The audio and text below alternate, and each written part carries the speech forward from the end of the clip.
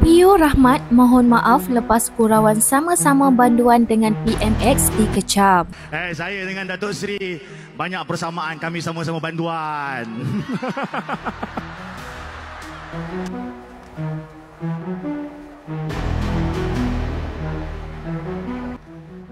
Aktivis kemanusiaan dan juga pendakwah PU Rahmat menjadi bualan ramai selepas bergurau menyatakan beliau dan Perdana Menteri Datuk Seri Anwar Ibrahim sama-sama banduan. Orang ramai meluahkan rasa kurang senang memandangkan gurauan itu dibuat secara terbuka seolah-olah memperlekehkan kedudukan Perdana Menteri yang perlu dihormati. Difahamkan gurauan itu dibuat ketika PU Rahmat berucap di Malam Solidariti Sumut Flotilla yang berlangsung di Axiata Arena malam tadi. Menyedari perkara itu, Rahmat tampil memohon maaf menerusi satu hantaran di Facebook. PU Rahmat menjelaskan gurauan itu tidak bermaksud menghina atau memperlekehkan sesiapa, sebaliknya sekadar mengimbas kembali detik humor antara mereka berdua. Dalam hantarannya, Rahmat turut mengakui bahawa beliau akan lebih berhati-hati pada masa hadapan dan mengambil pengajaran daripada teguran netizen. Rata-rata netizen memberikan reaksi berbeza terhadap kenyataan tersebut. Ada yang memahami maksud gurauan itu sebagai spontan dan tidak serius, manakala ada juga yang berpendapat ia tidak sesuai.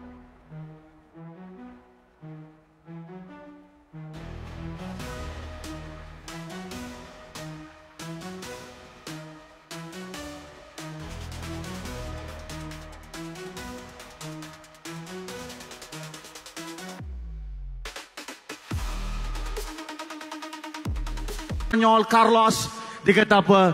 Kau boleh tak adjust kalau pasport ni untuk kami juga. Dia kata.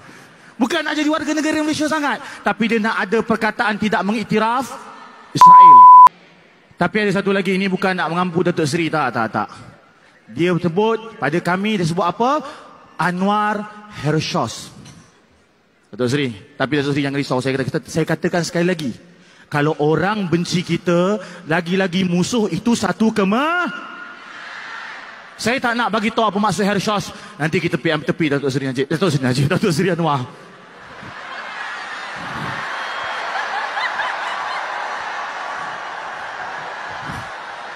Mat. Hati-hati Mat. Nanti balik semula Mat. Saya dengan Datuk Seri banyak persamaan, kami sama-sama banduan.